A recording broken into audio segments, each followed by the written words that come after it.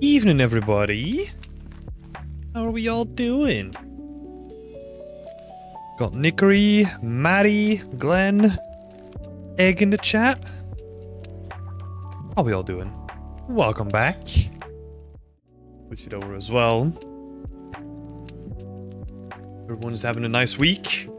Just had friends over for the majority of the week, so I've been having a lot of fun. Went out, had way too much food.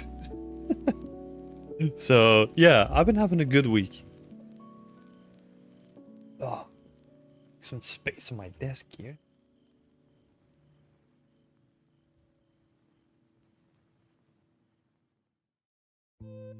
Turn up the brightness of my little drawing tablet as well. Yeah, week's been good. Time for some feedback. We've got a couple people in the chat here that are a part of the feedback today, I think. So, might as well get things going. Where do I begin? Let me bring up like the Discord as well, so that I can kind of keep track of what I need to read too. We're gonna start with Route 1 on this one. So Route 1 is doing this a Japanese food stall, like a sushi stall for, I think it was last month's, no, the month before that, our solo challenge. And Route 1 is asking for, let's have a look. So update on the scene, nearly finished, just need to find a way to get the light bulbs onto the mesh spline without stretching it. Also, we'll be working on the advert video into the scene for Lumen to make it feel like Tokyo.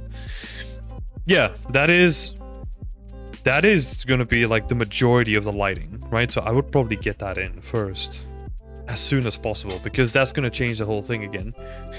So that's gonna be nice. For today though, just some final thoughts on the scene and what are the small changes I need to make the scene stand out. And then, is there any way of adding a mesh onto a mesh blind without it stretching and controlling how many there are on the wire? I'm gonna start with the second one, because that's actually very simple. I would honestly not do it on a mesh blind, just because you're talking about this thing here, right?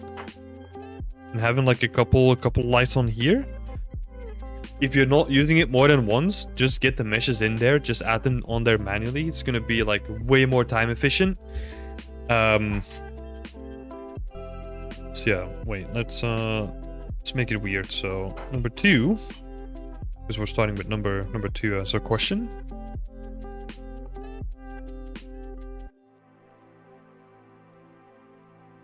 Let's have a look. So I would honestly, first step is do it manually. I would honestly like prefer to do that. However, if you want to play around with the scaling, you're gonna be in a lot of fun there, because it has to do with the scaling of the tangents. So because I'm struggling with this at the moment too, when I'm drawing cables between things. And normally you like maximize like the length of your tangents to be the maximum length of each section of your spline. And that's been a solution for a lot of people, and it gets you way with like very basic stuff, right? With something like this, it might work. So let's say if like your spline length, let's say it's like 200, then your tangent coming up from this point can also needs to be limited to that same length as well. However, if you have like more complex splines, that stuff goes out of the window real quick and stops working real quick as well. Oh no, I forgot to make an extra layer. Ugh. Silly me. So yeah, the best thing I can say there is look into your tangents of your spline points. So it's either that,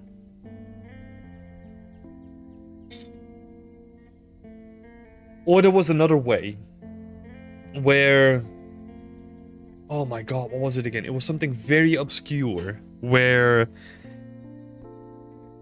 it's like every point on a spline has like a specific name, but it's not a name. It's not an ID either, but it's like a very specific thing that you have to change to something specific, and then it helps with the spline itself. Look, I know that I'm talking like a bunch of nonsense here. It didn't make sense to me either, but it has something to do with like the sequence of like all the spline points and where they are on the spline.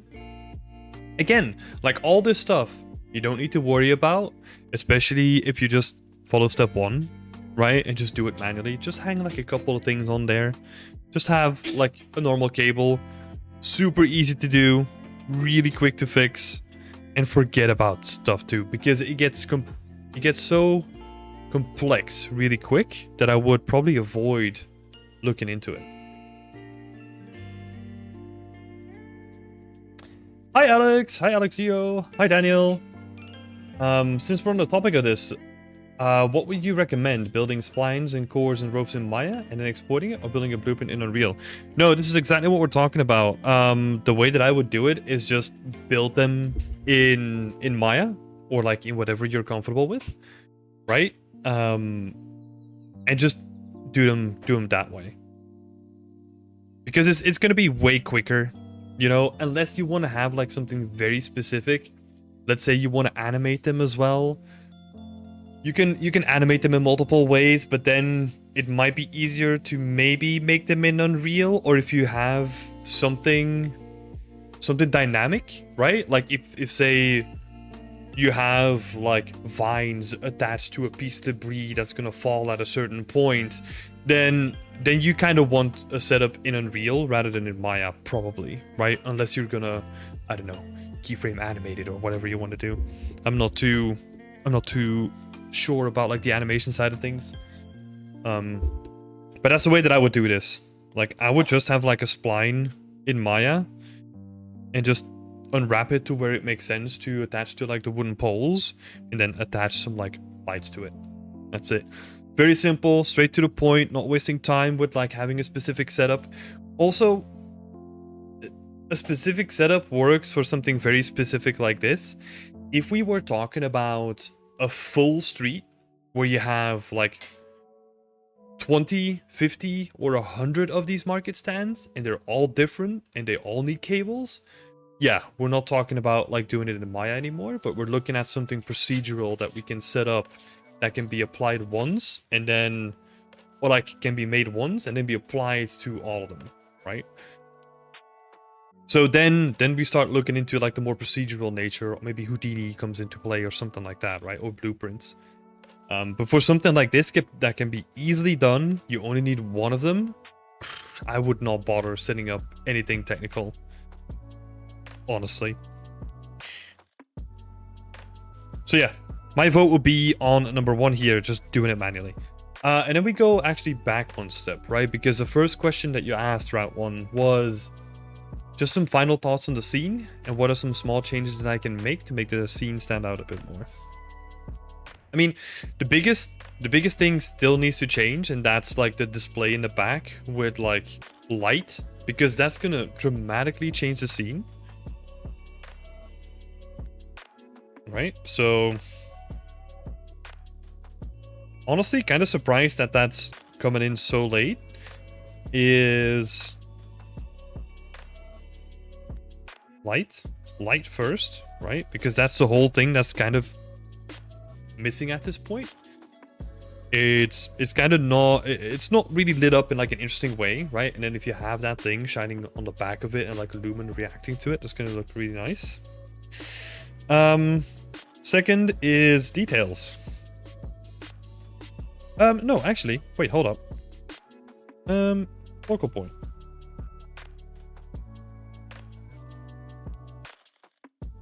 Where do you want people to focus, right? Because right now, this lamp is drawing a lot of focus to itself. But it's not necessarily like the most interesting thing to look at, right? So I think what might be more interesting is if you... And that's also why I like your idea with the lights being attached to this little string here, because you could actually get some really interesting light with just having these string lights here lighting up like the center of the stand, and then maybe use a lantern as like a fill light like in the back or something, right? Where you have it like here, or maybe in the back here or something like that, right? Like behind this thing. And that it creates like a little bit of fill light in the back.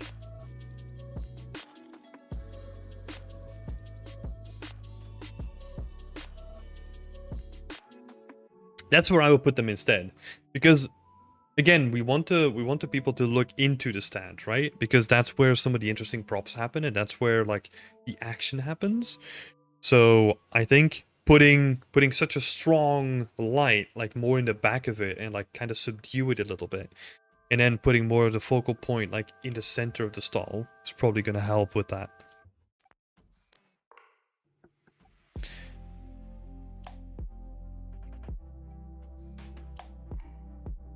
So yeah, that's where do we look, right? Like where being the key point here. Because right now, a lot of it goes here, but we don't necessarily want that, right? So, and then the last one is just putting in polish and details. Right, this is where the small changes come in.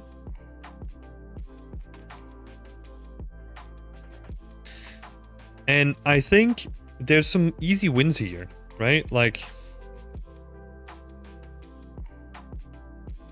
this edge is not that interesting at the moment, right? But what we can actually do, like as an easy win, oh, hold up. It's like an easy win, instead of having it straight,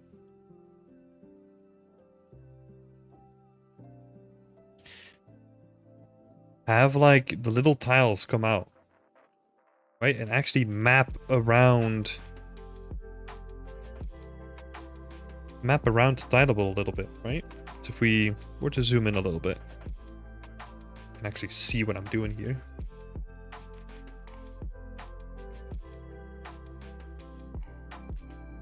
Right, this would be the edge, and then this one would come out again.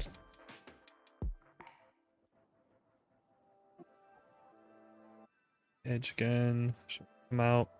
And then you can play around with these shapes, right? Instead of having them all straight, like maybe this one is like slightly crooked.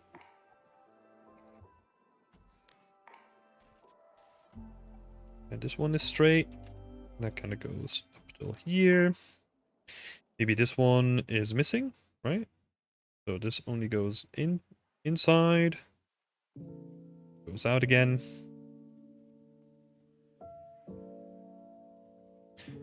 Right, so we'd get something like this, you know?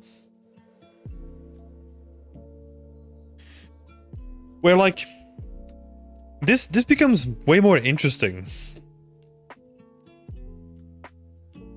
to look at, rather than this straight little edge here, right? And I think you can get a lot of wins when we're talking about details with like decals, right? So you got some garbage here, which is nice. Oh, I like that. But I feel like you can do a lot more with like little decals here, so that you have like a little bit of the rain splashing upwards onto the frame of the stand itself. And then maybe, I don't know, maybe there's some dirt around here.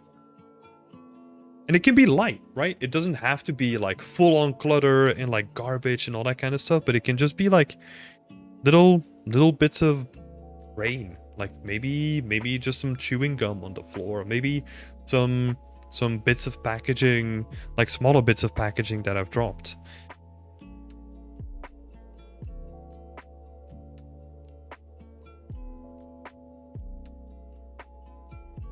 So a lot of decals can help here too. Because the way that I always look at these kind of details, right, is you have your big shape, and then you have like another shape here, but there's no additional smaller interest, right? So, for example, what that would be is if we're just thinking about shapes, right? Let's look at this head on to make it simple. And then you would have like a smaller shape next to it, and then maybe like some other smaller shapes to kind of bridge the three together, right? And right now you have the big shape, which is a stand. Then you have the medium shape, which is like the package on the floor, but there's no additional like smaller stuff to kind of bring everything together, right? Because you would probably see, I don't know, what else is in there? Like bits of rice, you know, like a bit of sushi, like some stuff that you have already made, right? Like you can use that and, I don't know, just scatter some rice kernels on the floor, something like that, right?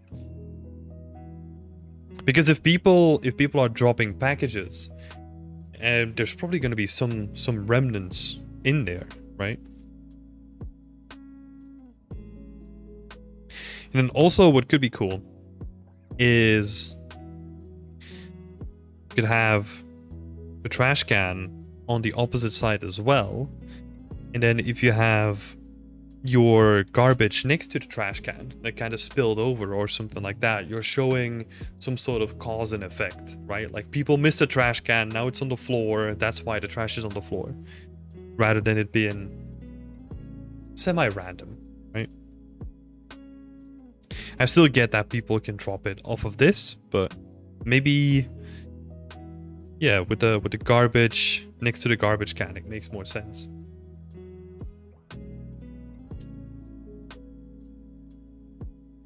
Alex Gio, I've received a message on our station regarding an opportunity to work at Ubisoft on their Star Wars Outlaws project. What should I expect on the position of environment art? It's hard for me to tell. I don't work on the game, right? I think what you can expect is probably a round of interviews. That's probably what you can expect.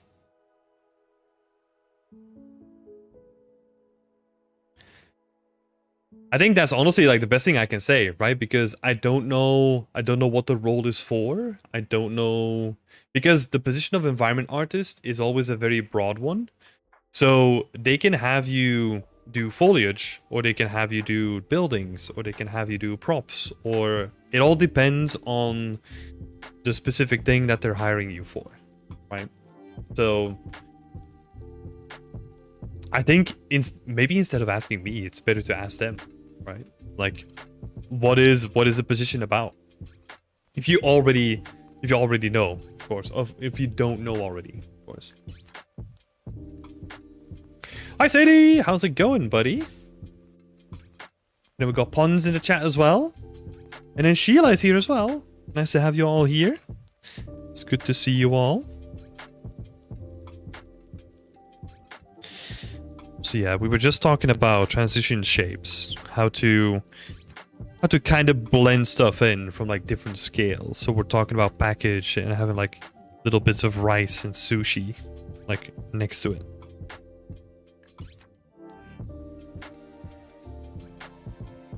And then adding some, you can do that with little decals, right? You can have like rice kernel decals or something like that, and then scatter them around a couple of times. It could be cool.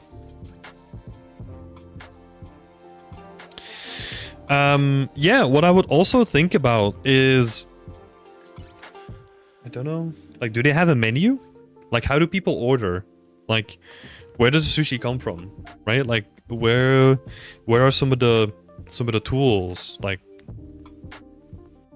I don't know, because I feel like the stall itself also feels like it misses like a little bit of character, you know? Like, I'm expecting to see, like, I don't know, like a little menu hanging here, and then maybe like, if you are a regular customer, you can apply for like our customer card, and then maybe on the other side there's like, I don't know, Like stuff like that, right? Like something to give it like a bit more character rather than just like, oh, here's a sushi stall. Like try to tell something with it with like minimal amount of assets, right? Could do some really cool stuff. Yeah, this could be like a little menu. Maybe there's like menu sheets on the table as well. And then do they have a logo? Is that the logo? Logo or name?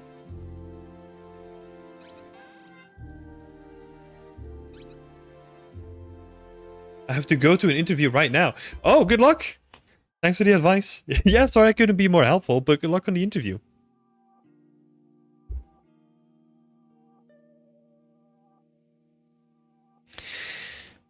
So yeah, I would say like try to add like a little bit of character, right? Like sprinkling in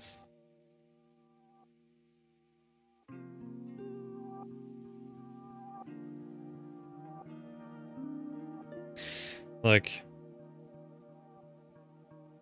a menu. I don't know. I don't know what else, right? Like some things what you would expect there.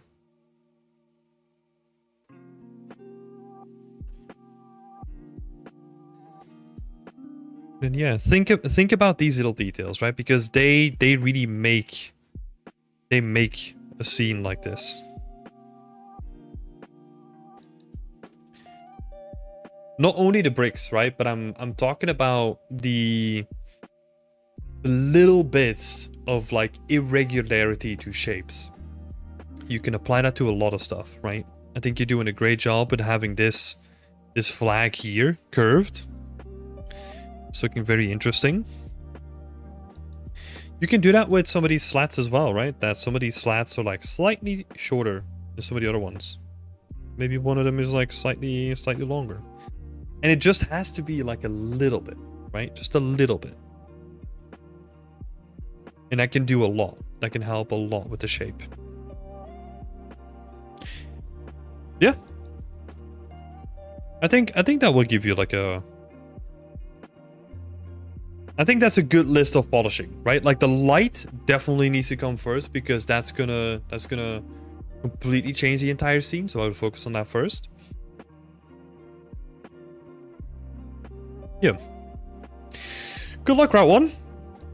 I'll also post this little overpaint like in the community chat as well after the stream, so you can check it out for yourself. Puns, yeah, thanks for asking. I'm good. Thank you so much. I had a great week. Got some friends over. Some international friends over. Went out. Had way too much food and, well, also walked a lot. So it was a good balance. It was really fun. How are you? How is everyone, by the way?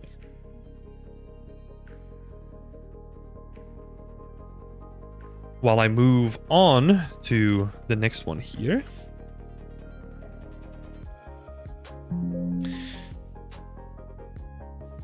There we go. Okay. Next one up, Karim. I think Karim is the first time... It's the first time that you posted something for WIP Wednesday. So welcome. It's awesome to have you. Working on an environment based on 1800 London's dock workers. Or like a worker dock.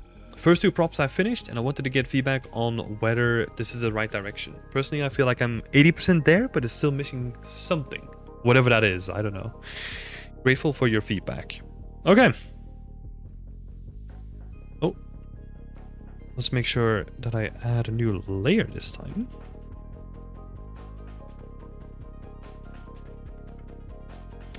Oh yeah, also, if this is your first time joining a stream like this one, feel free to pitch in with any of your ideas as well. Like if you think that you can point anything out or give feedback to the people that are on stream as well, feel free to do so. Okay, Karim, let's have a look. It's missing something.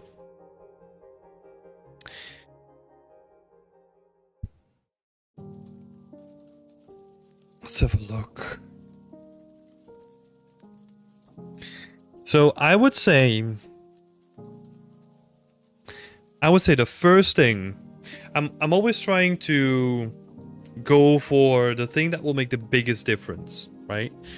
And I think in this one, it is first.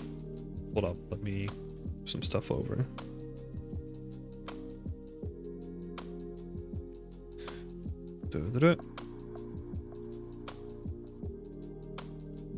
First one is your wood texture. Because, I mean, these are wooden boxes, right? So, of course, the wooden texturing is going to be really important. But it doesn't really read like a wood texture, right? And I think partially that is because the way that you destroyed it as well. So, notice where you have these areas of damage. Like, they almost seem to be, like, peeling away like paint rather than actual wood splintering. Like, when wood splinters, it usually follows, like, the grain of the wood. So, this feels more like paint to me.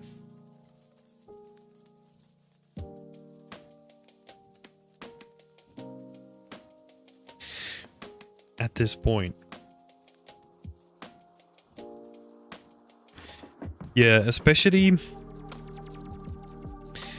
here as well, right? Like, let me see. A lot of these patches do feel more like paint. There are hints here and there where it kind of feels like it has some nice directionality following the wood grain, right? So for example, some of these guys where they kind of follow the wood grain, like they're quite nice. I think they're going in the right direction. But yeah, some of them still really feel like it's just paint just being stripped away from it. Right? It has like a very sort of paint layer to it. So the way that I would also look at this is you've got to be like you need to try to be logical with where you want to add your wear and tear and what areas are going to be the most affected or not, right? Like, so for example, where you have like the oil or like darker paint or the mud like in the crevices, I really like that, right? Because that makes sense that it's going to creep into the crevices and it's going to stay there, right? So that makes a lot of sense to me. But then you need to apply the same sort of thinking to your wood as well, where these sections being destroyed like doesn't really make sense. What you probably would expect is the edges to be really damaged, right?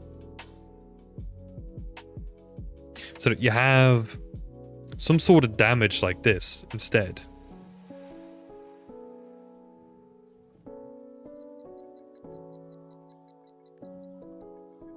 Right, and also like very sharp transitions to like indicate like the wood splintering as well.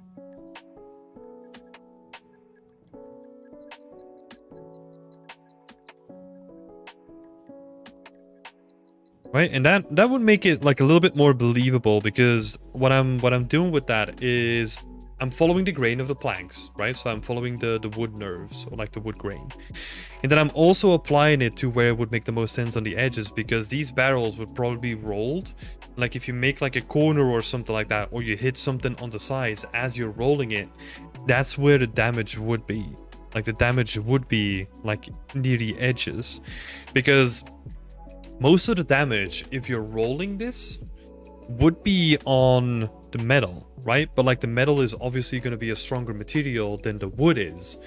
So that's why you're probably not seeing as much damage on like these interior sections of wood. And it's going to be more just dirt, right? Like the dirt that you've sketched here or like added here. That's how I would think about it. So follow the grain. Follow the grain. And then also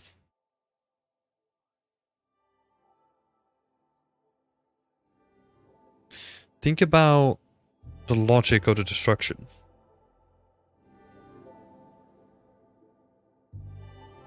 Or damage, let's say. Destruction sounds so all-encompassing. Think about the logic of the damage, right? That's where it comes down to these guys. Damage on the ends. And then you can apply the same sort of thinking to these boxes as well, right? Where you probably don't really have like a lot of damage on the interior. So let me actually do it differently. So these interior shapes, they're probably going to be capturing more dirt / grime, right? And then the exterior parts, they're going to be more damaged. Right? And now what I'm also trying to do at the same time is I'm trying to sort of indicate like a sort of contrast between the two, right? So like the exterior faces are going to be damaged, and then most of the interior is going to be dirty or like really worn, right? Or like grimed up. And that's also going to create like an interesting contrast between the darker colors and the lighter colors, right? Because wood being chipped away is obviously going to reveal the newer wood underneath. So that's going to be a lighter color, where the darker color is going to be a layer on top of it, which is usually going to be mud or dirt or something like that, right?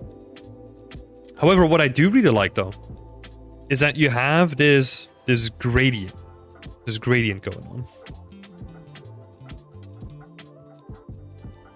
where you can clearly see that this box like has been standing on the bottom, or like on the bottom of this box, on the floor. And that's awesome. I would definitely keep that and kind of mix that in with what we were talking about before. Also, the second thing, because we talked about the wood and kind of like the dirt and all that stuff. Well, maybe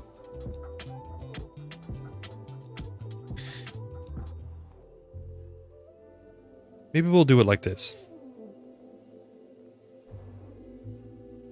Right, so that would be step number 2, is like the dirt and the damage and the logic of where they would be applied.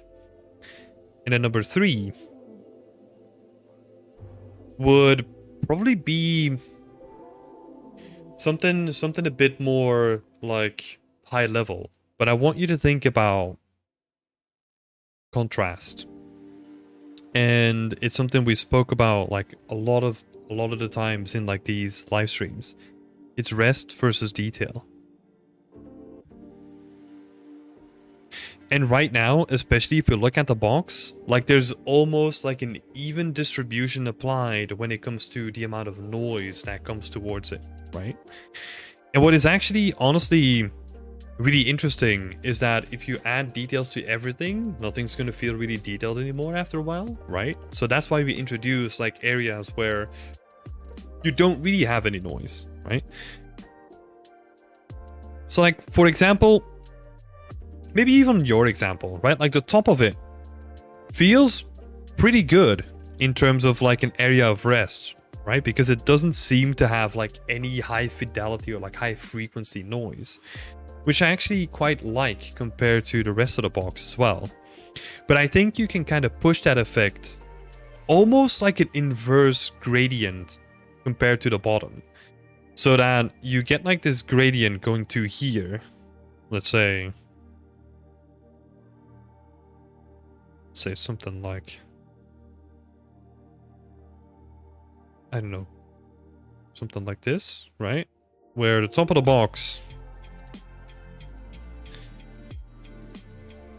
like maybe you exclude some areas, right? So like the metal is still going to be damaged, but the wood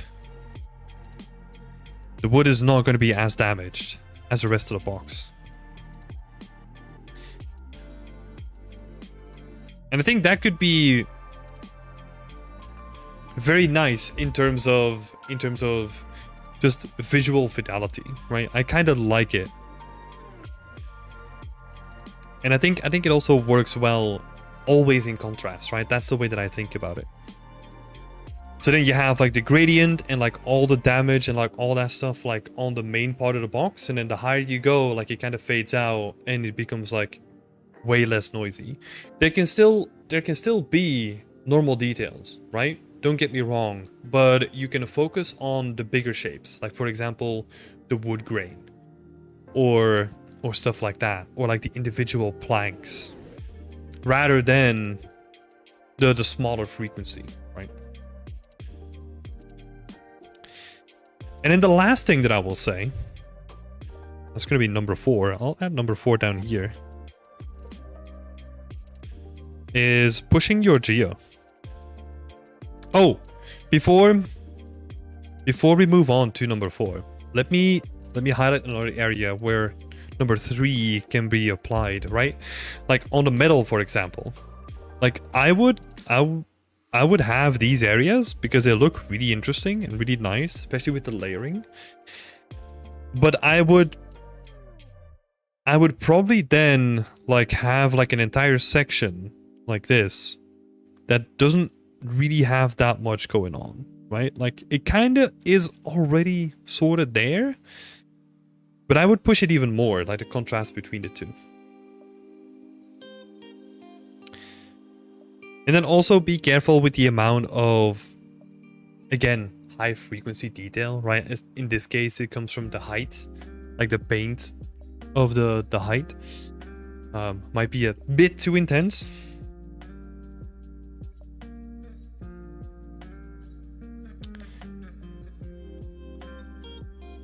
Yeah. I think overall, like I really like the way that you're constructing things, right? Like it's making sense. Like you got the hinges here, like the box is logical, right? But what you can then do to kind of push it over the top, right? Or like to add like a bit of extra flair to it, is to kind of push the geo in some areas. Hi Gilbert! How are you doing? Welcome to the chat. It's good to have you here. Yeah, as I was saying, like what you can do here is you have the top of the box, right? So you have these planks. What I would do is have like certain planks, I would just add like a little bit of geo to it, so that the plank and the top of the box becomes like a little bit more interesting. You know, have this one extend just a little bit.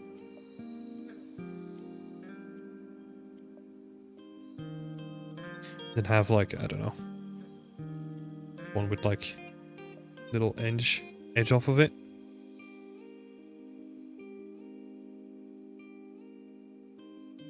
Right? I would really add stuff like this. It just adds like a little bit of character. Also, you can really easily do that here, right? You could just you just add like a little bit of geometry here. And then you separate this plank out. So you separate this whole thing out. And then you just add like 2 loops and you push this thing, just curve it like inside just a little bit. So that you can kind of indicate that, oh, they dropped it, but the floor wasn't flat, and like something kind of pushed this plank to become loose from like the surrounding planks, right? So you get like a little bit of damage. And again, you can apply the same thing here, right? And if you then combine that with the damage pass that we did before, you can have something like really interesting looking.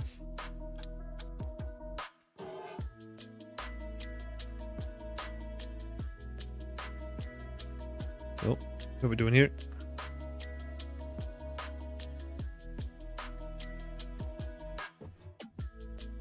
And this is not really adding anything new, right? This is just using pre-existing geometry and then just pushing the geometry up and down just a little bit to add like a little bit of variation, especially on the silhouette.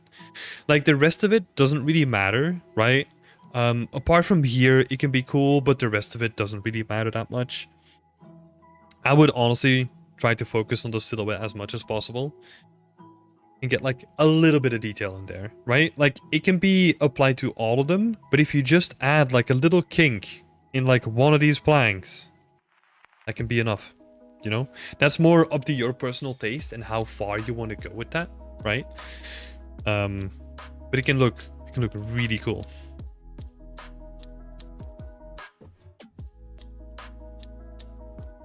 And the point here is to use your existing geo as much as possible.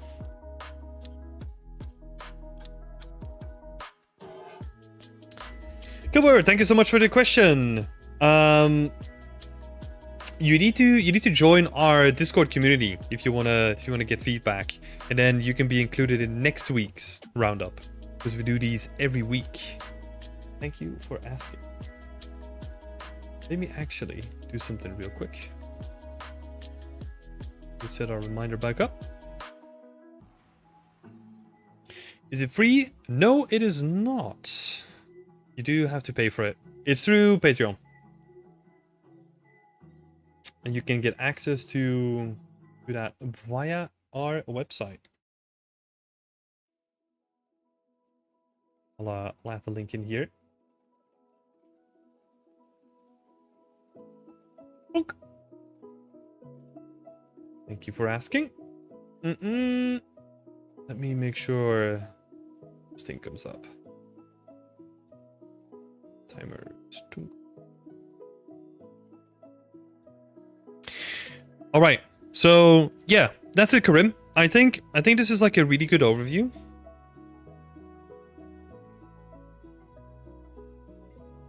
Worth every penny too. Great group of people. Oh, thanks, Sadie. That's awesome. But yeah, this is all the stuff that I think is kind of missing at this point. I think you know how this goes, right? I get carried away. I do my feedback rounds, but I think you already have like a really solid base here. I like the separation of the materials already, like the wood. Like the values do feel like more wood than the metal feels more like metal. So I think you definitely have like a really strong base here. And with just like a little bit of these pushes, right? I think you can make these boxes look really stunning. Oh, sorry, I can't help myself. Last thing,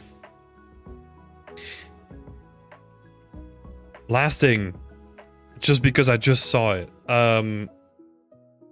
These fonts, right? Or if you add like any sort of branding or like lettering, because probably in this sort of age, like it wouldn't be printed on, right? It would be brand marked on it. But it's always so cool because you have your separation between planks here, right? And if you imagine like a hot piece of iron like on the side of this wooden box and it being stamped onto it, right? It's probably not going to reach into the crevices of the wood. So what that would mean is that there's going to be parts of the font that are going to be invisible because of it, right? Or it's not going to be branded in those places. So make use of that, right? Because that stuff looks really cool. And that's like a really interesting detail that you can add. Also do the same thing with some parts of the wood grain, right? You could potentially even use the alpha for your wood grain or like the masking layer that you have, right? You could use that to also remove or like use it as a mask on the font as well.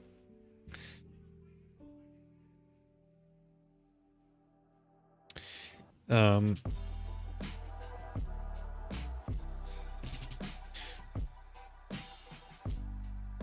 the font doesn't reach the crevices.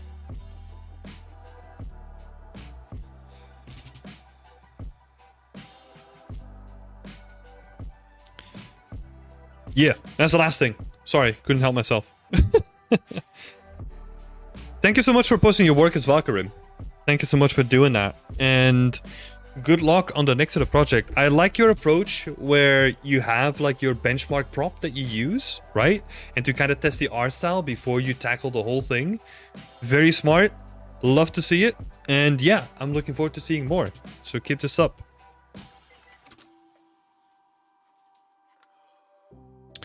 And then next up, we're going to be switching over to egg.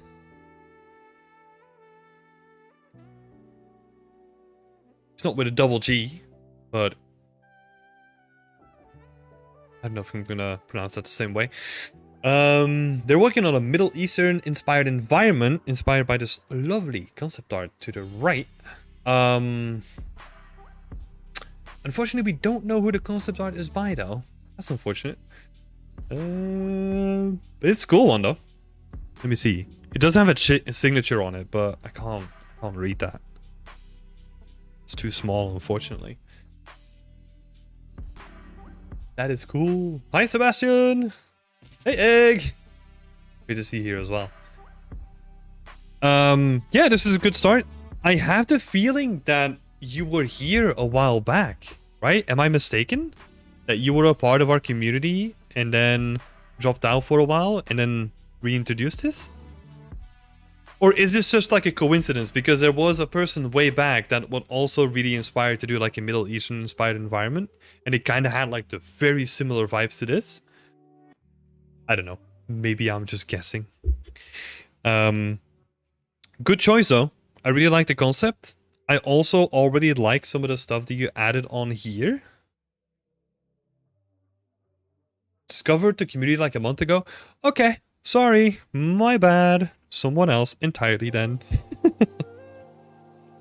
Yeah, but I like some of the notes that you're making for yourself already, because I 100% agree with them. If we focus on the bigger pieces, right? And with the bigger pieces, I mean the focal point of the scene. Especially if you look at the beautiful concept art, right? Like this tower, or is it a minaret? I don't know if that's the correct term for it. But like that tower looks absolutely beautiful, especially because it's also in full sunlight. Whereas the rest of the scene is kind of like cast in darkness, right? Even though we have like a lot of interesting detail happening here. But I think that the painter did that in a very deliberate move to not get you distracted with all the personalities and characters down on the street level, but wanted you to focus up and look at the tower instead. So think about that too, right? Because that's like a very deliberate move to have you focus on something just using light, which is brilliant. That's why I love this so much. So yeah, that's why, first of all, I agree with the higher tower here, because the tower definitely feels more prominent in the scene and more of a bigger importance to the whole scene itself, right?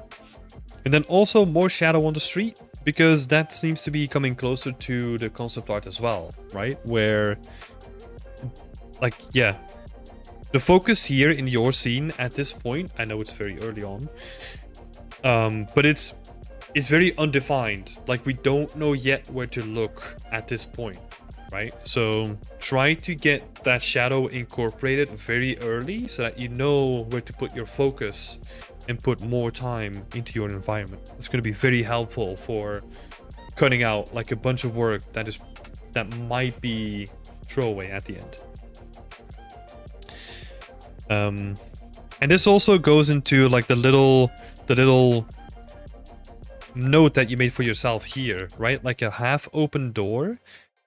I would again think about it in a way where you're trying to serve, like, what purpose will that door serve, right? Because like a half open door is almost like an invitation to come in, and it leads to it. What's the correct way of saying this? Like, it will try to pull you in, right? Because it's almost like an invitation, an open door, right? So if you want the focus to go here, I would leave the door half open. If you don't want the focus to go here, I would probably leave that door closed and focus on like something else in the environment.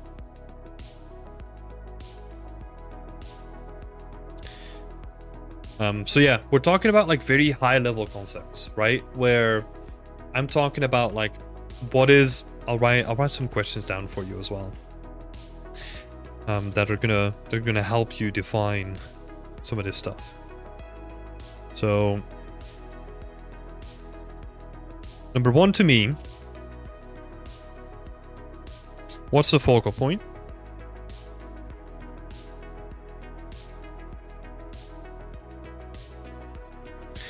Right? And then also sort of in line with that, think about a story that you want to tell.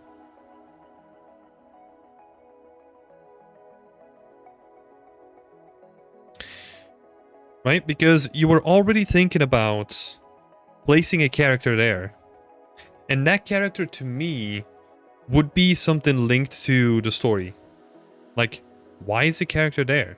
Right? Like, it can be anything.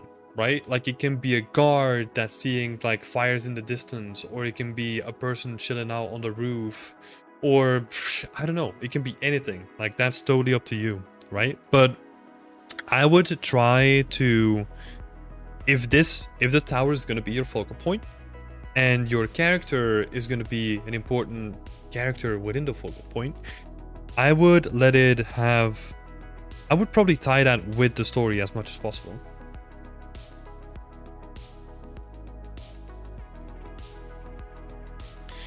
So I would think about that first.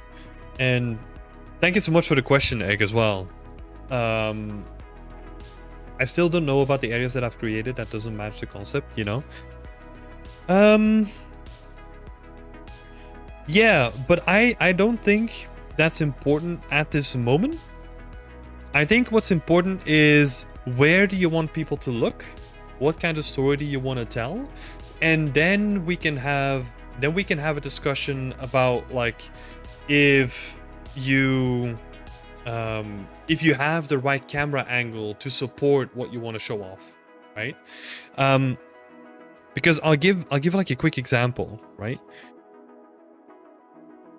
The reason why this is not a landscape portrait is probably because the painter just made it in such a way that he didn't want you to get distracted with like the majority of the rest of the painting, right? It has like a very natural focus to it. And you're gonna have to find that out with your horizontal layout, right? Like with your landscape layout. You can still do it, right? But I think what you're gonna have to do is you're probably gonna have to move things around and make space for stuff to then fall into place in a different way, right? That's why I like what you're doing here with like the corner that is cut out. The reason why I like that is because it gives you more space to put a camera on the left of it. Because what I'm thinking, and again, all the stuff I'm saying is just stuff that comes up to me at this point, right? If you find a better way of doing it, or if you find like a more interesting way, please follow what you want to do, right? But what I'm thinking is, if you follow the rule of thirds, right, which is you divide your space into like 3 equal spaces, or as equal as I can draw them on this shitty drawing. I would probably have something where like the tower is here, right? So you have the tower with like the little lookout space, and then the tower underneath it. Just gonna quickly draw this. I don't care too much how good it looks. To have that, and then you can still have like all the major components, right? So you still have like that little wall here. There's gonna be a little bit more perspective to it than what I'm drawing.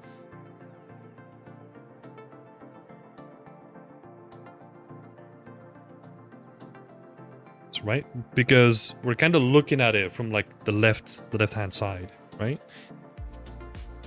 And then you would kind of have like a lot of these buildings coming up from the right-hand side, and then you could have like your market stall, like this market stall would be somewhere here,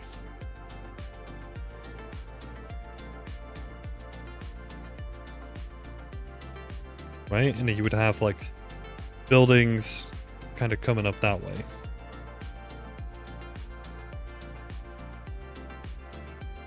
That looks kind of weird. Look better in my head, I promise.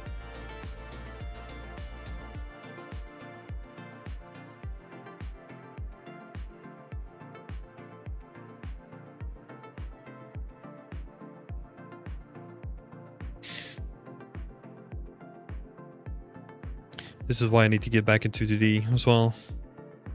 Polish up my drawing skills.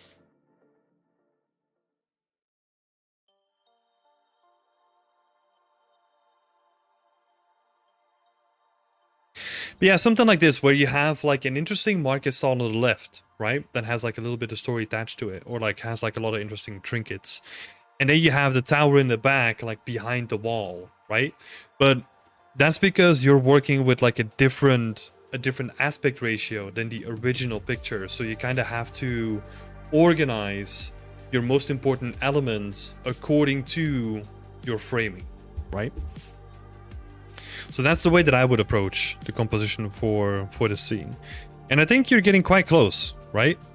I think you have all the main components here.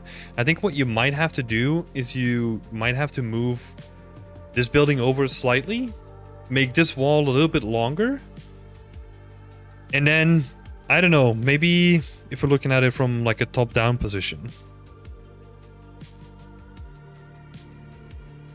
Right, so what would that be?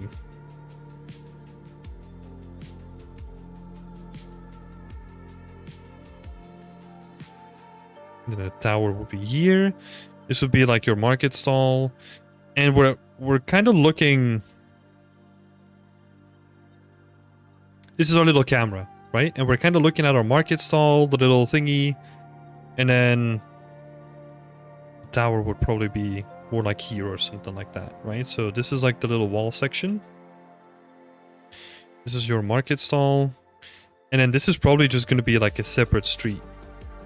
Because it would still be cool to have some building here in the foreground and get that cozy feeling, right? So that's like the top down, what I'm imagining. Because right now, what is happening is your camera is sort of here. Right? It's like dead on to the wall itself.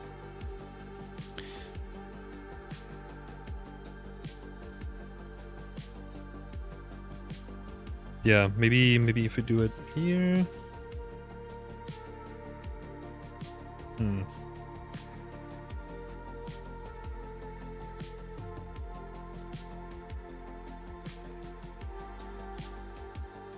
don't know. You gotta try this because it might end up not working out, right? I'm looking for like a foreground element. So let's say this is like another market stall.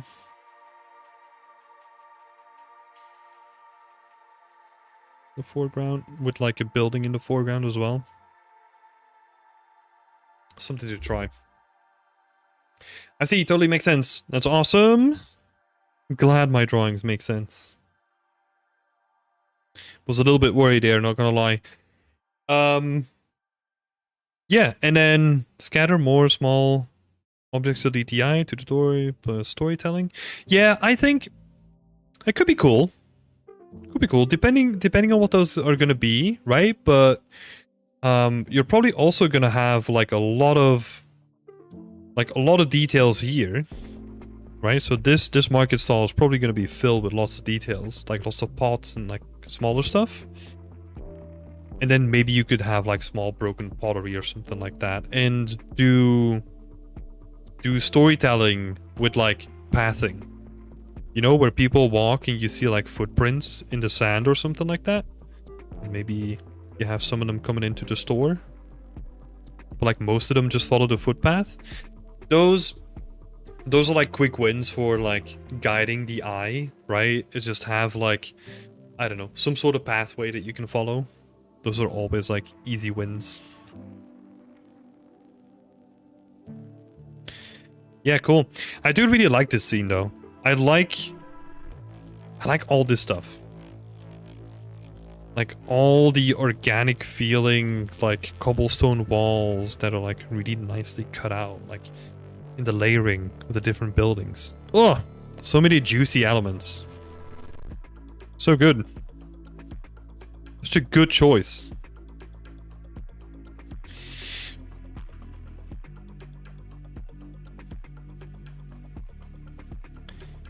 Yeah. Yeah, no, this is cool. I would say good luck. Do a lot of trial and error when you're in this stage, because now when everything is gray, untextured, and like very easy to adjust, that's when you need to kind of figure out like all this stuff. So play around with it, like find a good camera. Use, as a tip, right? You're not using it yet. But if you go under perspective, look for cinematic viewport.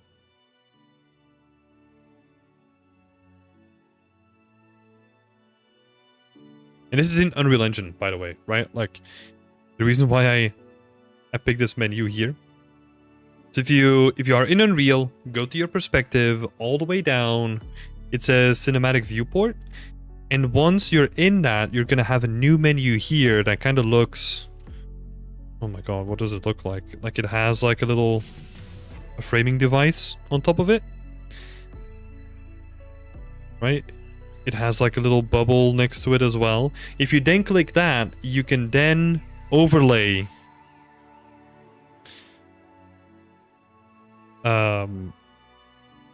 like a grid on top of your camera. This is super helpful if you wanna figure out like all the stuff that I was doing in 2D here, right?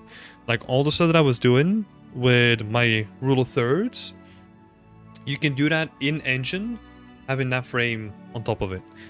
And honestly, all you have to do, or all you kind of want to do, is put your most interesting things in your scene on the points where those lines converge, right? So the way that I kind of did it with your scene was, I knew that you had Marketplace, which is going to be filled with a lot of detail, and you want to have the tower as well, right?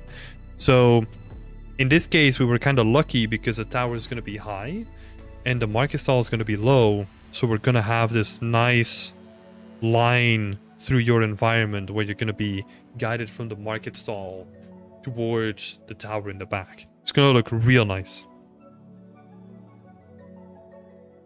But yeah, that's just like a handy technique of having like an overlay inside of Unreal as well to help you out. Yeah, thank you so much for posting your work, Egg. And yeah, on your question, right? I still don't know about the areas that I've created. It doesn't really match the concept. Again, to just highlight that a little bit more, I would first like stick with the modules that you have, right? Like try to make the scene look very appealing with the stuff that's already going on, and then you can kind of fill in the gaps where you need to.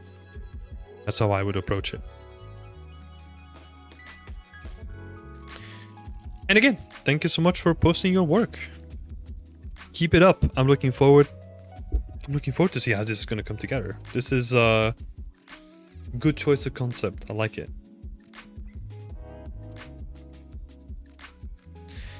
Nice. Thanks a lot, Tim. No worries. Thank you so much. All right, next up, we got Mishla showing us like a weekly update to a lovely scene.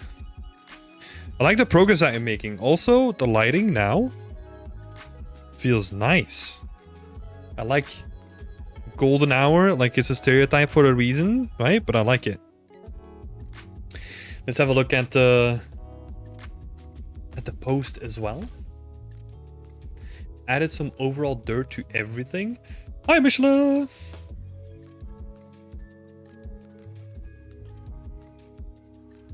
Yeah. I see. We're getting some dirt. That looks nice. Especially... All right, one's coming in as well. Hey Tim, didn't realize I was first. Thank you, really helpful. No worries, happy to help, buddy.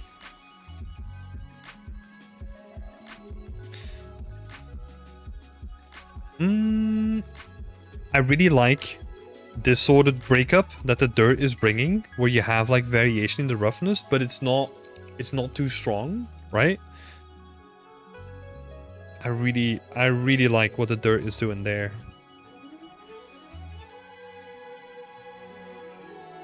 It's looking really nice. some of the signs might need a little bit of work, right? But I know that you're working on it anyway. So let me finish off reading here, right? I was wondering if you think this dirt sells it enough. Of course, it would still be a lot that can be added with decals.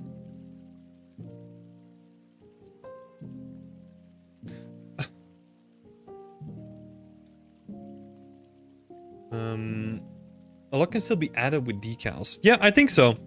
I think, honestly, what you're doing is a good base pass, right? I think you're doing awesome. And I think if you then add your decals on top of it, I think you're going to be really good.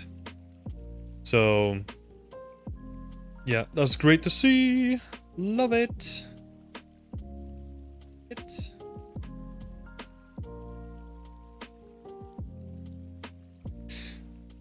Okay. You're also working on a signage tool to quickly create signs for the whole scene. It's basically a simple tool where you can just choose the size of your billboard, add text and other details. Color information is saved on vertex color, which is used to drive the color tint, and the texture itself just uses some generic plaster one. Yeah, that makes sense. I was wondering what you think of this approach and how you would do it differently.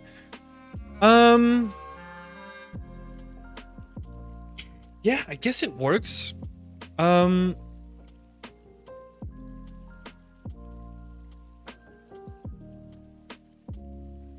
It depends how you approach it, right? I think if you're doing the decals here, like the exam decals, the vision center, right? I think those work, but I don't know if they're made with that tool. Because I mean, there is always an issue. Like always an issue. Like so overbearing. I think most of the times when you generate posters, right, or like any signage, it looks pretty generic. Because usually branding has like a lot of quirky character to it, right? Like I don't know about like what is this, like old school Brooklyn like old school Brooklyn signs, right? I think the Vision Center works really well. If that's, yeah, you're saying that's also made with the same tool then. But the other ones, yeah, they definitely need some work. I see the other signs are really generic, so I was wondering if you have some tips on that. Yeah, but I'm thinking how to make them with a tool. Because the way, let's have a look. Let's have a look at some reference first before we dive into this. Oh wait, let me have a look at your reference.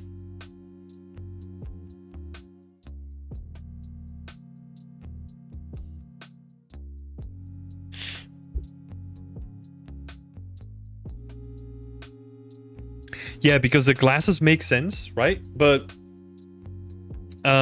like for example, the eyes, right? That's something so unique. Like it's gonna be hard to kind of then replicate that in like a tool, right? I'm sure there's probably gonna be like other ones in there as well. I guess. Oh, okay, you're going for 70s. Okay. Fair enough.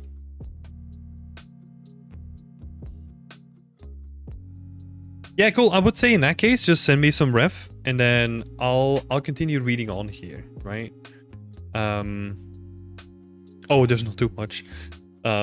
So it's just a matter of finishing the rest of the modules, adding decals, and making the little props. Yeah. Okay. So most of the feedback would actually be spent on the signs then, right?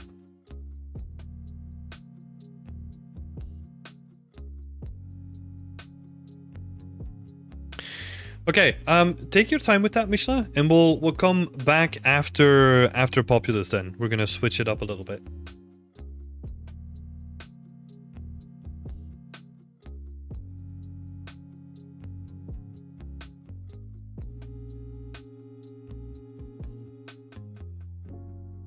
Nice. Okay, Populous. Let's have a look-see. This time I focused around improving the tower and the windmills and also the trees in the ivy. Questions. What do you think of the new tower design and the vertex paint with the moss and such? Yeah, so... Oh my god. First of all, the main tower, I quite like. I think I'm really curious what you're gonna do with the middle of it, right?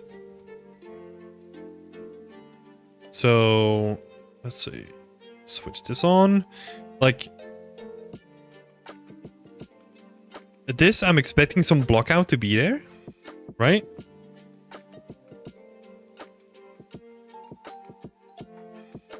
Because I have no clue what's going to be here, and maybe you do, maybe you don't, right? That's all fine, but it, like, at least getting something in there is going to give you a better idea of what you're going to do with that space. And it's also going to make the tower itself look like a bit more filled up and a bit more logical as well, right? But I know your question was actually more about like the roof design, right? And I actually like the way that this one flows, you know? Like the double layer thing. I think if we just get like a little snapshot of this guy in here.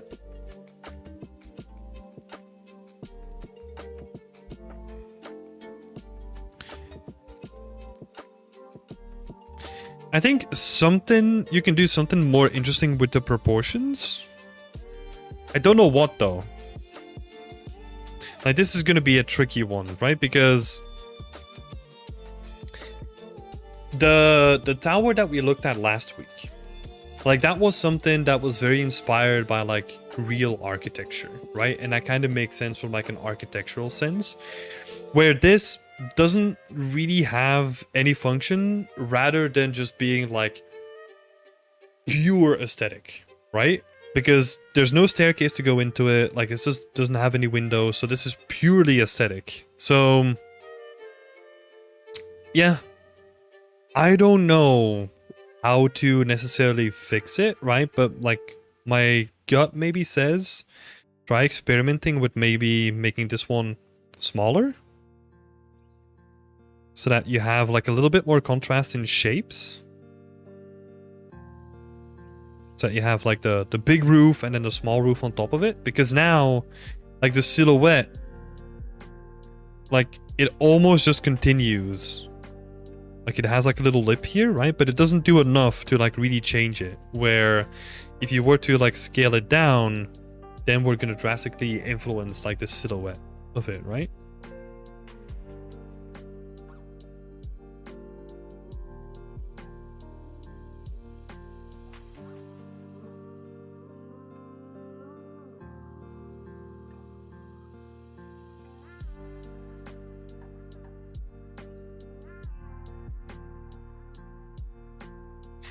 There's going to be some kind of light source in there, like probably some big crystal, but I don't really know how to get the staircase and stuff like that. Maybe a ladder next to it. Yeah, no, like, if like a lighthouse probably has like an interior staircase, right? Like, it usually has like one of these like spiral staircases like all the way up. Then it probably has like a hatch going up here. You don't have to make like a ladder up to the top floor, right? Even though that could be interesting. Yeah, that would just be like a little hatch here where you can come out, and then you have like, I don't know, like the, let's say the big crystal up here, right? But the reason why I'm saying this is because let's say we have the hatch, we have like a little ladder here. Like this thing might still feel very open and like very what is that, like it has like a weird shape to it. So I think, not shape, but like the space feels too big for what you're going to be putting in there. So then you could potentially fill it up with like, I don't know, some sort of fencing, right? Some sort of fencing going all the way, so that kind of fills up the space a little bit more. And then maybe this is like his observation deck, so I don't know. You know, like you can do anything with it, but you just don't want this to be just a hatch, just a ladder and a crystal. Unless the crystal is going to take up like 80% of the space. That could be cool. But I don't feel like it has the right space to fit like a crystal in it. Right? Unless maybe the crystal is like partially buried within the tower, so that you can only see like the biggest section of the crystal.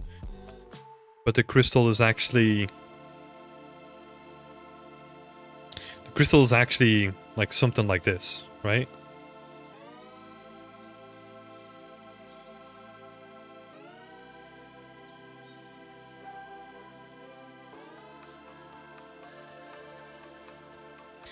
Right? But then you can only see like this part of it, but it actually continues in the tower. But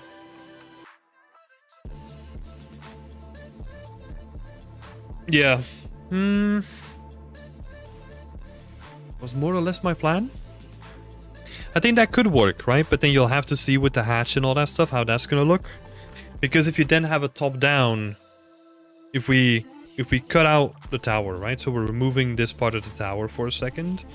And if we then have a top down, you would probably have like your outer circle.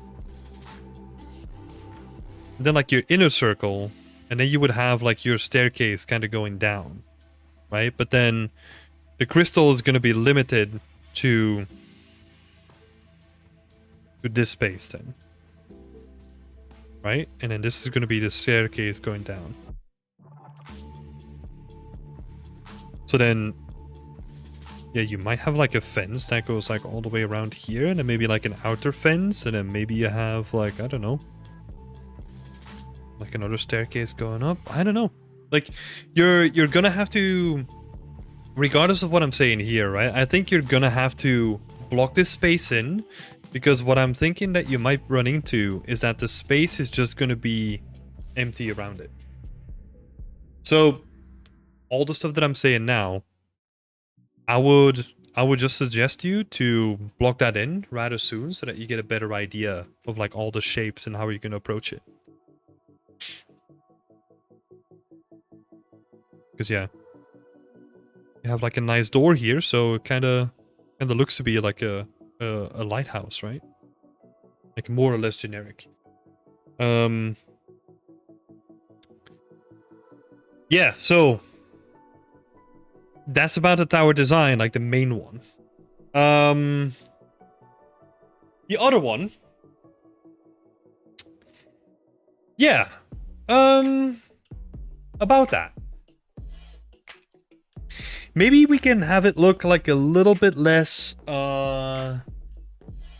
suggestive. You know, if you strip away the blades, you know where this is going? Like it looks like a phallic object.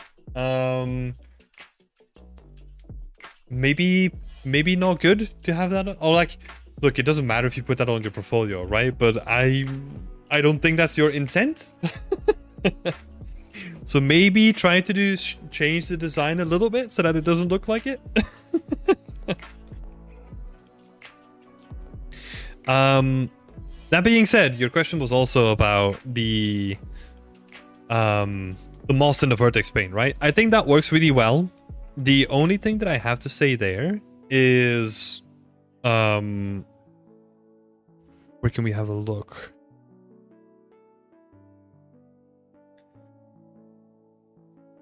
I would make the bits of moss that you're adding on top of it, right? I would make them, because I think most of them have like a slight curve, maybe, right? So they have like a slight curve next to them. I would almost have them like, I would also have like a bushy one, you know, where it's almost roundish, that you can just like add to add volume to these spaces.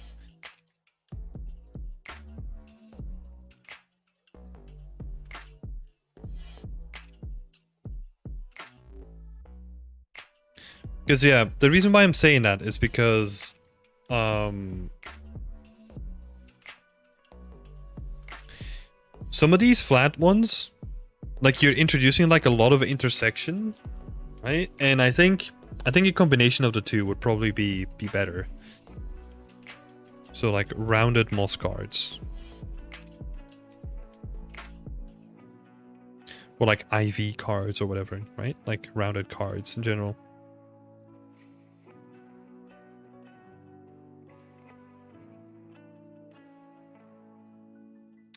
And also you have to be really careful with the shading of them too.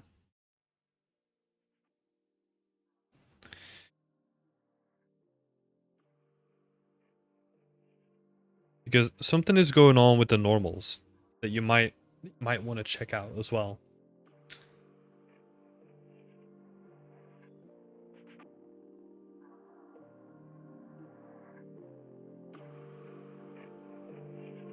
But your trees are looking damn nice though. I like your trunks, they're looking real nice.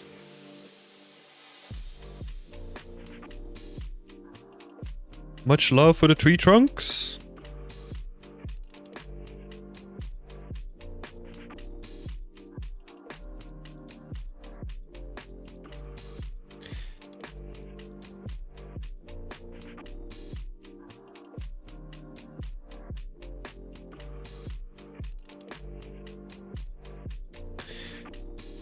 Yeah, some of these guys look really nice. So I think that's the issue currently with the shading, right? Is that the shading was mainly made for the trees, but the same shading doesn't translate to like the individual cards, right? Because for like nice fluffy trees, what you usually do is you project your normals like from a sphere onto like the tree, right? So that you get like nice rounded normals. But that doesn't work on like flat planes. So maybe that's what you did. I would definitely have a look at them. I do like it though. It's coming together. I like it. Yeah, that's really nice. I like that a lot.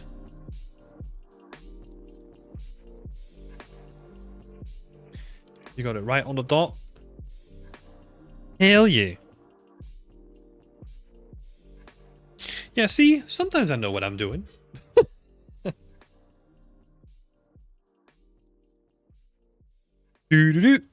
Next question then is also, I wanted to turn the windmills into some sort of power generator for the main tower when I make the light for it, and maybe connect them with some kind of magical vines or something. I really like the windmills, so I figured an idea to make them meaningful to the scene.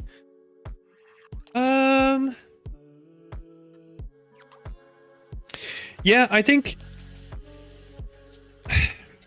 it kind of depends if you're still doing the idea of having like the bridge broken up and like having magic connected, right? Because if you then use the same thing to kind of make connections with or like the same colors or the same thematic to connect the different islands, that could potentially work.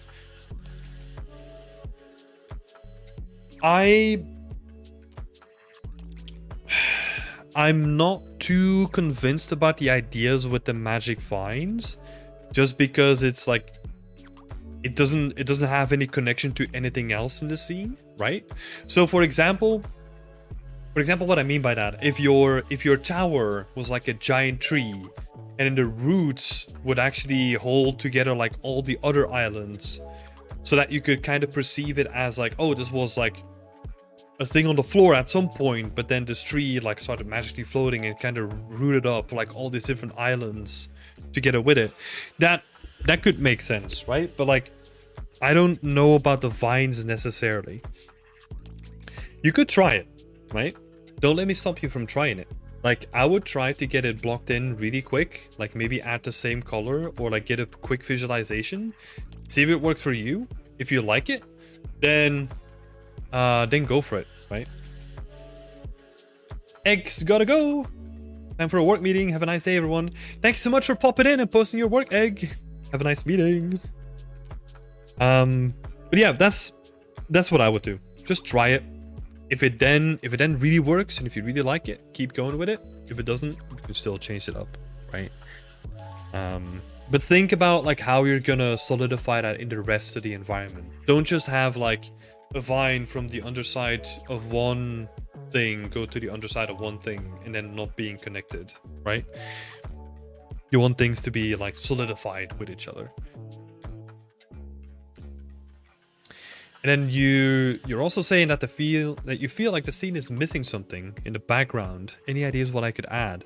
I was thinking about adding more islands in the background just to fill it in, but I tried it and it didn't quite fill in the background like I wish it did.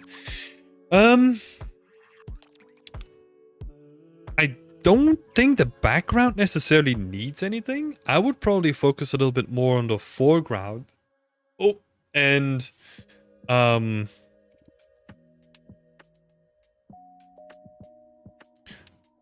root idea is just amazing. I will definitely give it a shot. Oh shit, no. That was not my intent. I was let me explain, right? So instead of the lighthouse that you have now, if that was like a giant tree and then those roots would connect like all the other islands, that's where I think things would make sense. But now, because obviously you don't have a giant tree, you need to solve it in a different way, you know? Because I don't think necessarily the roots will work because it has no connection to anything else, right? The same for the vines, right? They don't really show up, or they don't have any connection otherwise yet. But that doesn't mean that you can't make it so, right? For example, if you go with the vines idea, with your idea, right? If you then have like all these like root networks which are like connecting like all these things, and they're kind of going into the crevices of like all the stones, and then you have them like connect between each other, and then do the same thing here.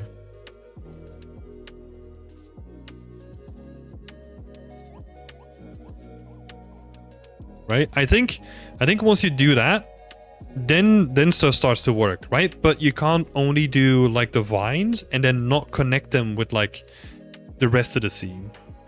You see what I'm saying? Like it needs to be connected with like something else in the scene for it to make like a lot of sense and like be extra connected.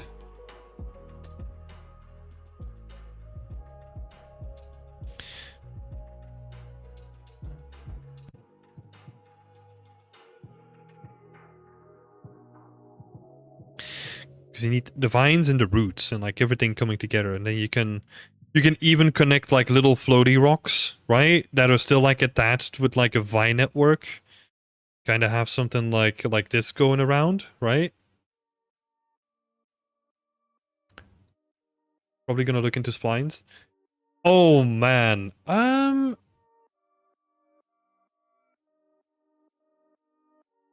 so let me think. What I would do when it comes to... Man. Can I do that?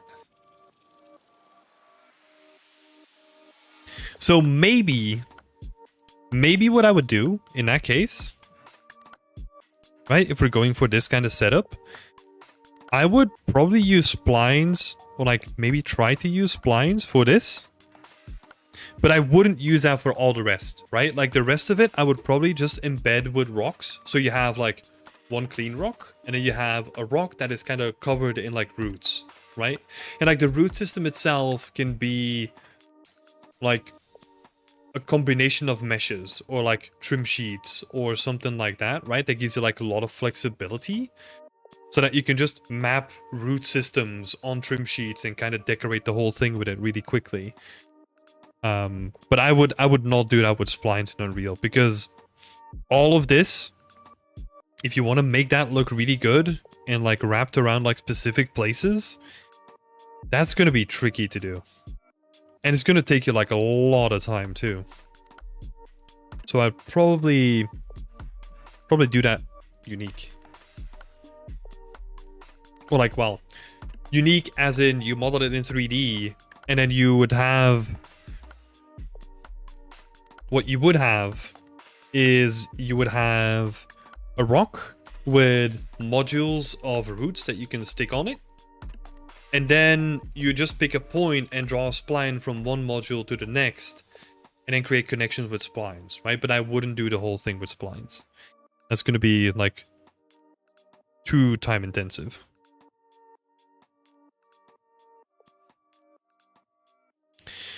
That could be interesting. And then also like try to reinforce the idea here as well, right? Like have like root systems or like splines grow up onto the main tower as well. And like try to solidify the whole idea together. It look really nice. Especially because you've done such a great job on sculpting your wood, right? If you then combine those pieces, like you have pieces of bigger branches or bigger roots, and then you connect them with like these modular sections of vines and all that stuff too, you can create something really interesting, I think. And then, oh, it would also look really nice on the bridge as well. Just having vines like swinging would look cool. Again, if you're going for the vine idea, right? But on that topic as well, because you were saying about like how to fill out the background, what I would do is still look into what you were doing before. Look into like volumetric clouds, because I feel like this scene is going to be brought to the next level if you can fill up the whole scene with clouds, right? If you can have like certain sections here where you have like this part covered in like a little cloud. Oh, that would look so sick. And then like another one here. Right? And then do the same thing with the big island too.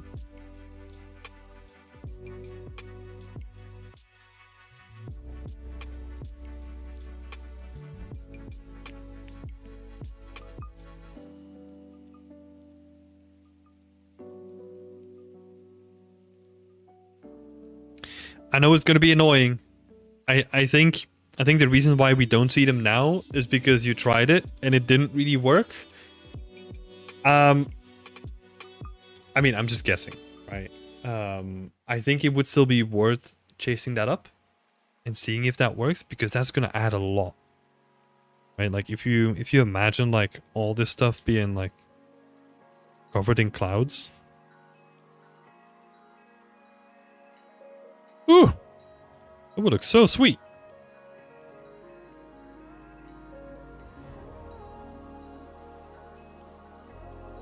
Tried a lot of them, but I'm not finishing this without them. Yep, that's good. I think it needs it, right? And I think once you get the clouds in, I would just use them like sporadically in the distance.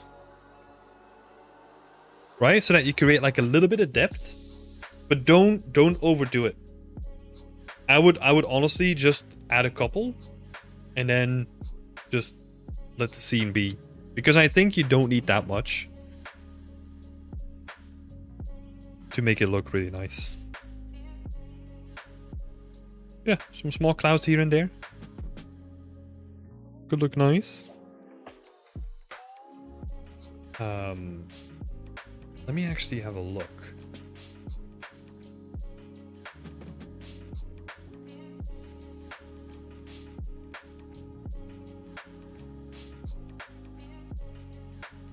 Because I'm thinking about like certain sections.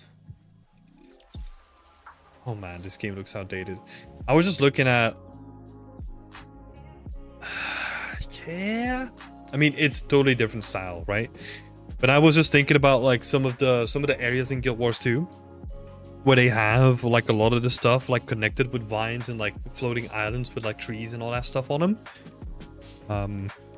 Could be very interesting. And this is from like a jumping puzzle where you have to like jump between little sections to make it through. I think this is probably the most interesting one that I'm gonna find real quick. But yeah, I always liked that they had like bigger islands and then like some smaller islands and like all connected up. Really interesting. Yeah. Let's see, and I think there was one more question, right?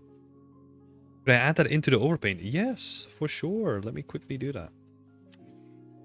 Thank you for asking. Where is it?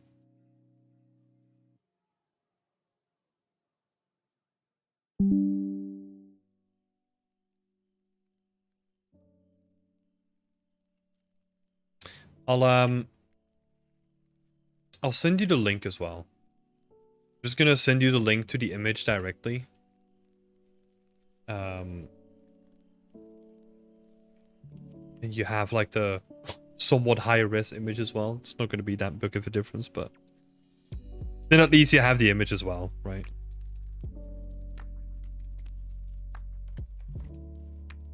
Instead of me just snipping it on here.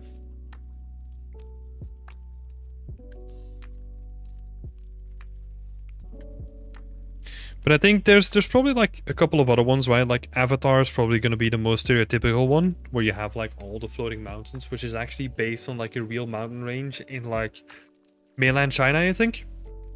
Something with an H. Shit, but I can't remember. But yeah, they have like crazy spiky mountains, and a lot of Avatar is based in those regions, which looks really cool.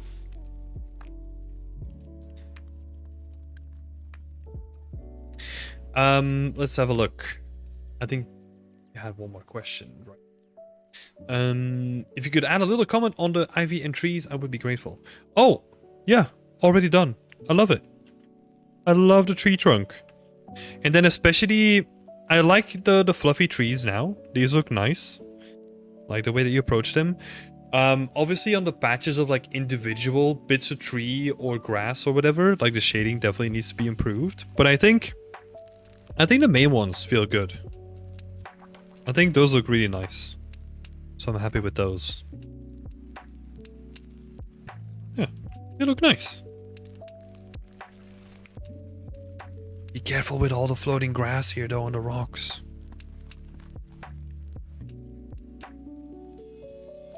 Sorry, just caught my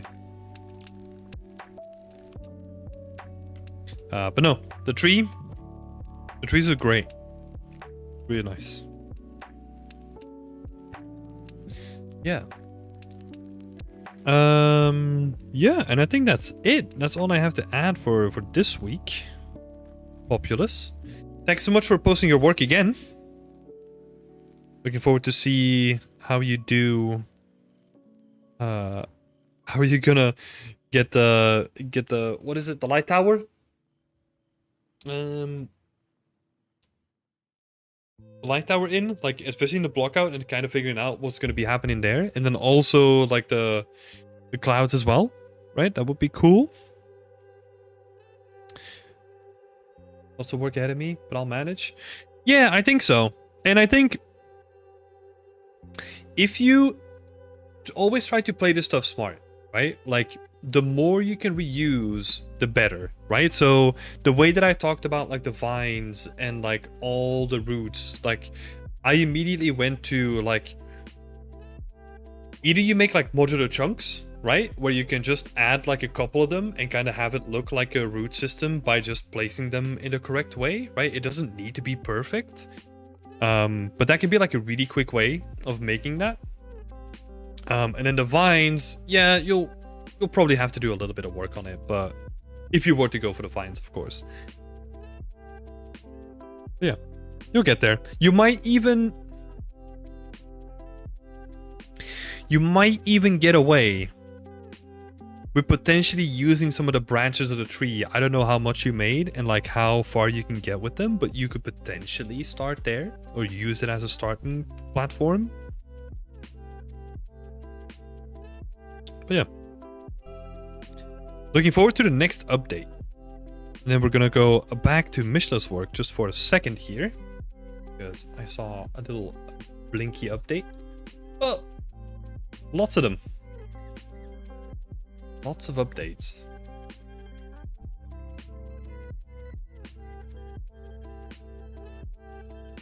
Oh, let me make it interesting for all of you as well. Show this.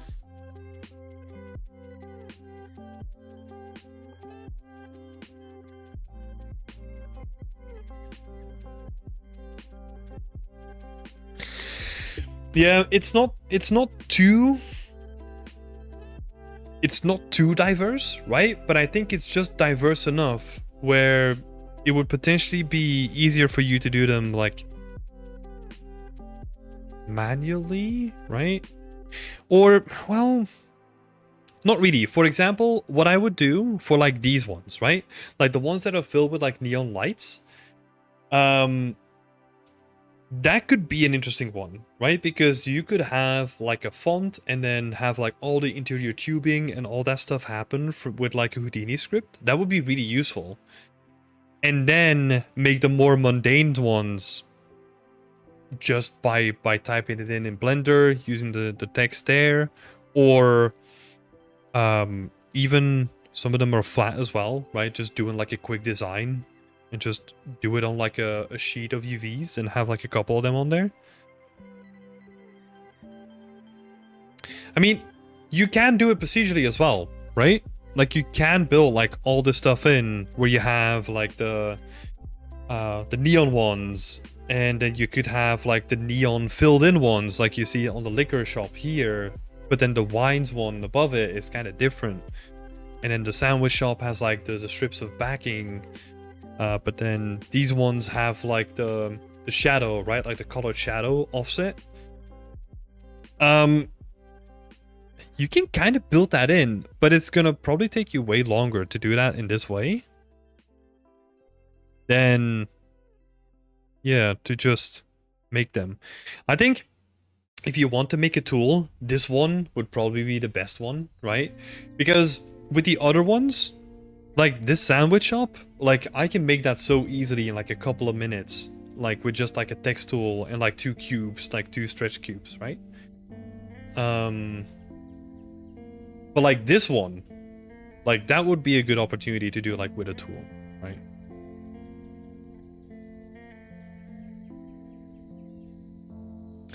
Do you think the reason why they are so generic is the design? Because I really feel like the designs are just fonts with boxes. I feel like they are generic because of the flat texture. You're talking about your ones, right?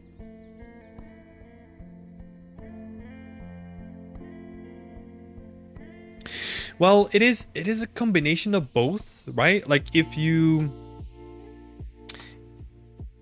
because you did take like one of the more, what is it? Like one of the more flat ones, right? Like the Xlax one. That's not that interesting. But I would also argue that that's not really interesting to then show off in a tool either, right? But I see what you're saying.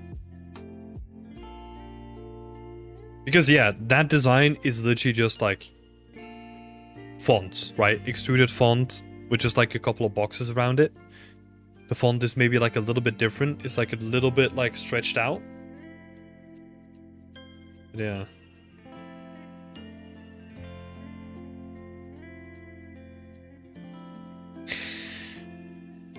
See the point? Yeah, it's,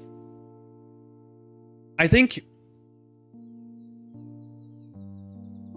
yeah, I mean that's kind of my point, right? Like when you're looking at like signs, and if you have a tool for it, I want to be like, yeah, makes sense that there's a tool for that. Because hell no, I'm not doing like all that neon tubing like by hand and like set up the texture and all that kind of stuff for it, right? Like there's still quicker ways to do it, right? Because you could use splines and all that stuff. You can convert like a text to a spline and all that kind of good jazz, but it's still gonna take you more work than like, for example, this, right? Like Happy Diner with like a trim around it is not that much work.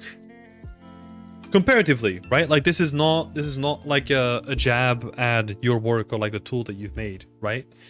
But just from like an environment artist perspective.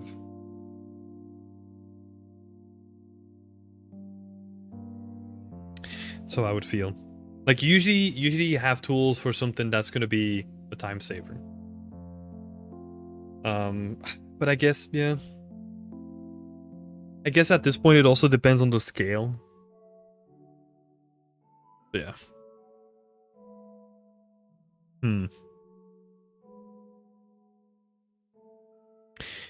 Let's take a step back.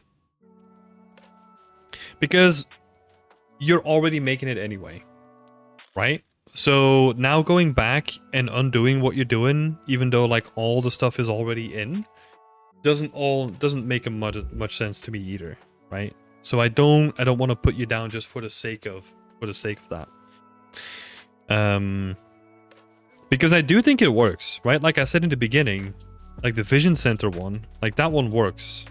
So I think on that perspective, you might be right that it's just the design and like the font usage, but not necessarily whether you use a tool or not, right? So like the Happy Diner, for example, it's just like the wrong font. It feels out of place. X-Lax as well. It feels like modern, right?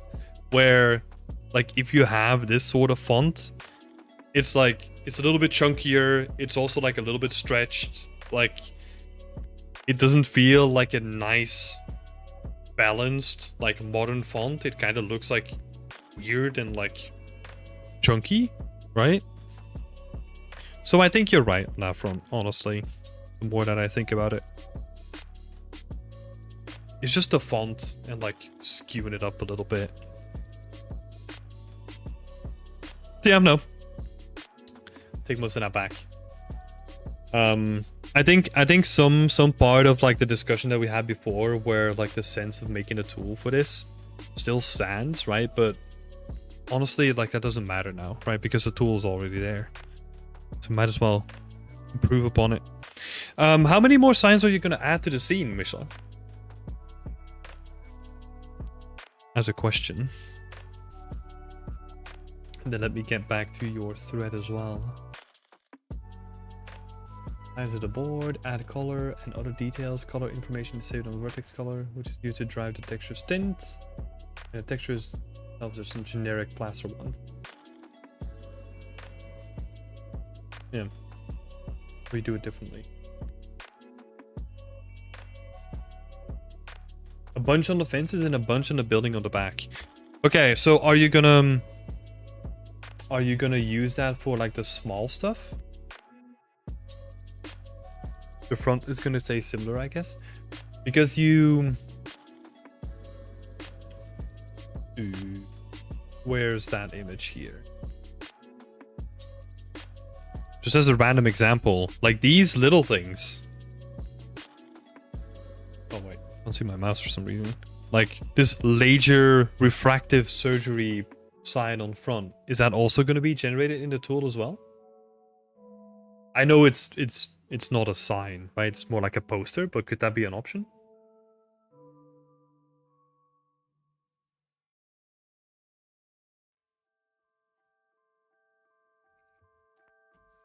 Just, or like, not could that be an option? But it's more like, what are the limits of the tool? It's probably what I'm asking. I think I will, mostly because it's just really easy to make it there. Yeah, okay. That's cool. Because it also shows the versatility of the tool as well, right? Oh, that's a good question. Yeah, because obviously the signs are gonna be mostly geo, right?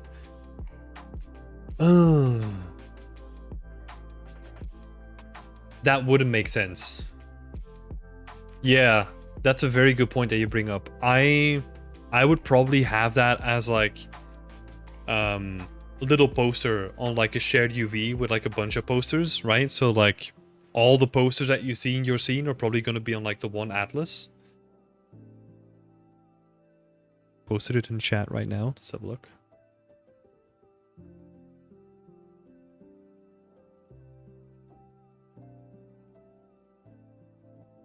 Yep. Nice. Yeah, that looks good. I like that.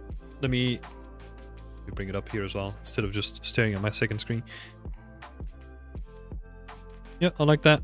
The way that you're filling everything up a little bit. You can definitely add like more of these signs, like on here and like on some of these other banners as well. Yeah, I think you're gonna make you're gonna find spaces where you can put signs, right? If they're gonna be easy to generate, be cool.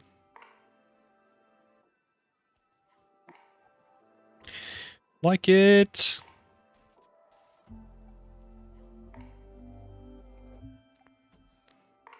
That's what I will for sure make with the tool. Yeah, that sounds good. Sounds like a good idea. Yeah, no, that's good. I think, yeah, when it comes to like the generic feeling nature, it's literally just like the modern font.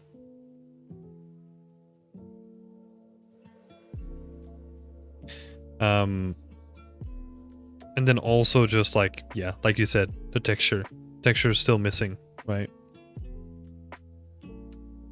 Because this one works because it has like that outline, right? That kind of immediately just brings it back to like the 70s, because that's the stuff that you see on like the football jerseys and all that kind of stuff, right? So it has this ingrained memory to like old school stuff. That's why it probably works.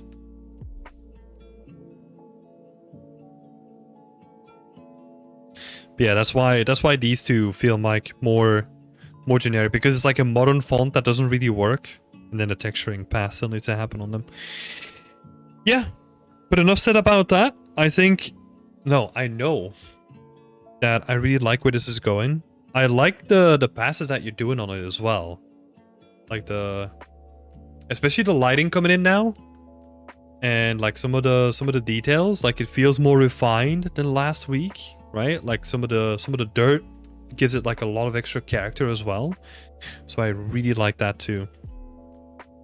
So yeah, great job. And yeah, I love this little reflection here. Looks so good, especially with the little geometry detail. Oh, chef's kiss. I love it. So yeah, great job. Thank you. No worries. Happy to help. And thank you for posting your work as well. And the same goes out to everyone here, like posting their work, sharing the awesome feedback. Thank you so much for jumping in. As always, it's always nice to have people here and like have a little bit of a back and forth as well. So that's much appreciated. Yeah, we're about 2 hours in. I think this is a good time to also just leave it here. Thank you so much, everyone, for participating. And yeah, if you're new here, go check out beyondextent.com, become a member, and participate in next week's round of feedback if you want to. I do this on a weekly basis, and it's just included with all of our members, so make use of it and get your weekly dose of feedback from myself. Thanks everyone for being here again. I'm gonna wish you all a nice evening, and I will speak to you soon. Bye-bye, and stay creative.